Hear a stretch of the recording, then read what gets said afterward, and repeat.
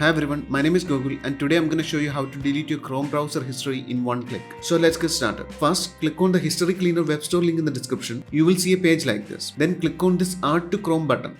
A dialog box will appear asking for confirmation. Click on Add Extension to confirm the installation. Then wait for a few seconds until you see a message that says History Cleaner has been added to Chrome. This means that the extension has been successfully installed. Now click on the three vertical dots in the top right corner of your Chrome browser. From the drop down menu, select Extensions and then Manage Extensions. In the Manage Extensions page, find the History Cleaner extension that you just installed and click on the Details button. You will see a page like this. Then click on Extension Options. A small window will pop up. Now configure the History Cleaner according to your preferences. For me, the normal websites option is fine and I'm gonna set the time range to all time. Then make sure to check the box next to Run Cleaning without opening this window. After that, you can close the History Cleaner window. Then click on this extensions icon in the top right corner and then click on this pin icon next to the History Cleaner. And that's it. From now on, you can delete your browser history by just clicking on this History Cleaner icon.